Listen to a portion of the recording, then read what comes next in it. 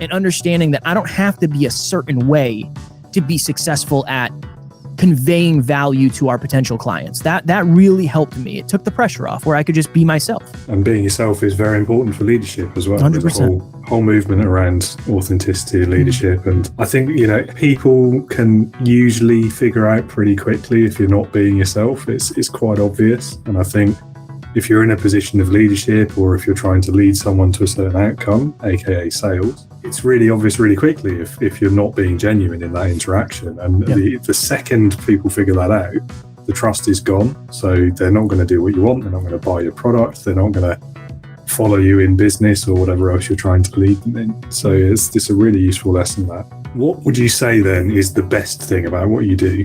What gets you out of bed in the morning?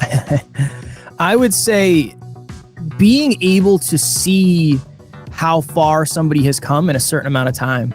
That's such an awesome part of this. It really is the reason we started. I think what a lot of times happens is we try to motivate through fear when you inspire through abundance. So if you're like abundantly kind, if you're abundantly trustworthy, if you're abundantly supportive, I think that's more inspirational than I worked at a company that I loved in the beginning. I absolutely loved it. My boss was amazing. He said, family first. If you ever need time off for family, just let us know. Just let us know.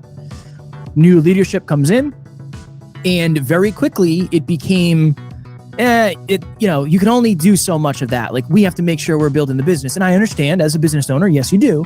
But people weren't as focused on morale as they were results. Now, I understand you have to run a business, but I think the balance went off. There wasn't much balance anymore. And I think that if the leadership had understood, look, I'm a human too, and you're a human too, ultimately, as a leader, if you can help the people that you're leading live a better life while helping you get results, I think that's the ultimate win. I believe the organization should add as much to the employee, quote unquote, as the employee adds to the organization. And if you can do that, that's a whole different level of leadership, in my opinion. Really understanding that, and you said the word self-awareness, and that's such an important facet. The clients that I have always struggled with are the ones who have delusional levels of self-worth and self-belief of, I'm not saying they need me. They don't need me. But it's one of those things of like, well, what are you going to teach me? Like, I don't need to know that. I don't need to know that. I don't need to know that. Or they immediately ego up and they try to knock you down when you tell them something. I've always struggled working with people that have ego, because I just run in the other, that's not for me. I don't like ego. I don't like confrontation. That's not my leadership style. That's not how I lead. Oftentimes, I think some of the best leadership tactics involve you walking away from some people. I think sometimes that's what has to happen. And I've learned that from clients where it's like, okay, this isn't going to work. No worries. I need to stay in alignment with who I am. You do you, and I'm going to take off. And then I would also say this. I know many, many, many, many coaches that have been clients who aren't good at what they coach in real life. So if you're a relationship coach, I would expect you to have a successful relationship, or at least have a history of successful relationships.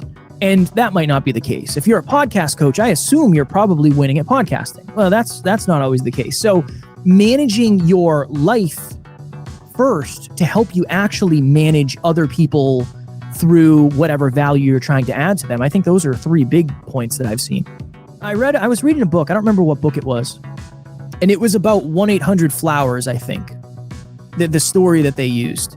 And they talked about how 1-800-Flowers had a really good culture, and people were very bought into the overall culture, to the point where they said, we want everybody to feel empowered to do more, to do better, to be more productive, to be heard, and to add value to the company. And something happened, and don't quote me on this, but whoever was working in the garage that did the oil changes for the delivery vehicles found a way, because he was interested and he was curious, found a way to change out the fuel filter so they'd get something like 25% more mileage or something before they had to get an oil change, thus saving them however many dollars, thus being able to pass that on to either the customer or to profits.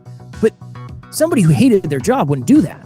Somebody who didn't understand the importance of their job, of their tasks, where that fits into the overall company, they wouldn't do that. So yeah, you got to let people know, what are you in this for? Like, what's the ultimate goal here? It's not just to cash a paycheck once a week. It's got to be something bigger. And I think people want to know that.